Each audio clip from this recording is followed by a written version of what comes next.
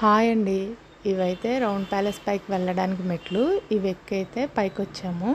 అసలు ఆ దర్వాజాల సైజ్ చూస్తే కళ్ళు చెదిరిపోయింది నాకైతే. ఎందుకంటే ఒక్కొక్కటి 10 ఫీట్ పైన ఉందన్నమాట గుమ్మం.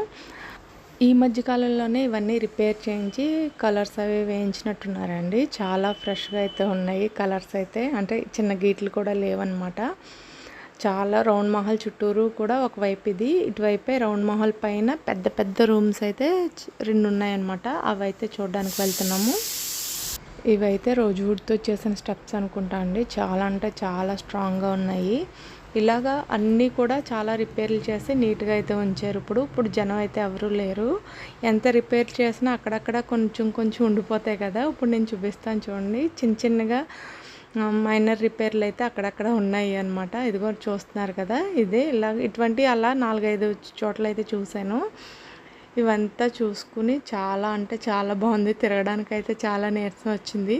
ఇంటికి వెళ్ళేసరికి చాలా నీరసం. ఈ హాల్ చూసారా అసలు ఎంత పెద్దది ఉందో. 200 మెంబర్స్ అయితే ఈజీగా కూర్చోవచ్చు. ఇదైతే పూసపాటి వంశస్థులకు సంబంధించిన చార్ట్ అనమాట. ఇప్పుడైతే కోటకి బాబాయ్ చెప్పే టైం అయితే వచ్చేసింది. మేమైతే పూర్తిగా అయితే చూడలేదండి.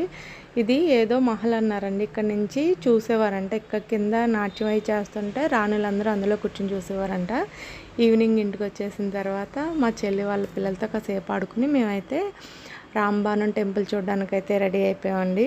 కానీ వాడికైతే స్కేటింగ్ అవర్ ఉందనేసి రానన్నాడు. చాలా అంటే కొంతమంది పిల్లలు ఇబ్బంది పెడతారు కదా, మేము వస్తామని. ఆడైతే అలా కాదు, మమ్మల్ని వదిలిపెట్టేసి వాడైతే స్కేటింగ్ స్కూల్కి వెళ్ళిపోయిన తర్వాత మేమైతే రాంబాణం టెంపుల్కి అయితే ముందైతే పైడితల్లి అమ్మవారి టెంపుల్కి అయితే వెళ్ళాము. అక్కడ దర్శనం చేసుకున్న తర్వాత దర్శనం అయితే చాలా అంటే చాలా బాగా జరిగిందండి. లోపల అంతా కూడా ఖాళీగా ఉంది మేము వెళ్ళే టైంలో. ఈ చెట్టు కిందే ముందు అమ్మవారిని, చెరువులో దొరికిన అమ్మవారిని తీసుకొచ్చి ఇక్కడ పెట్టారంట. తర్వాత అమ్మవారిని దర్శనం చేసుకున్న తర్వాత బయటకు వచ్చి కొన్ని పిక్స్ అయితే తీయించుకున్నాము. మా వారిని పిక్స్ కానీ వీడియో కానీ తీయమంటే మా మొహాలు తప్ప చుట్టూ ఉన్న ప్లేసెస్ అన్నీ అయితే క్లియర్గా తీస్తారు. ఇప్పుడైతే అలాగే తీశారు. ఇక్కడ చూడండి, మా అన్నయ్య గారు పక్కన ఉన్నా సరే దగ్గర నుంచోండి అని కూడా చెప్పకుండా ఆయన ఎవరో అన్నట్టుగా నుంచుని మేమైతే వీడియోస్ తీయించుకున్నాము.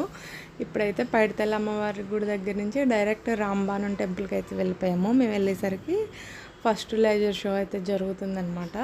అసలు ఆ లైటింగ్లో టెంపుల్ అయితే చూడటానికి 2 కళ్ళు అయితే సరిపోలేదండి.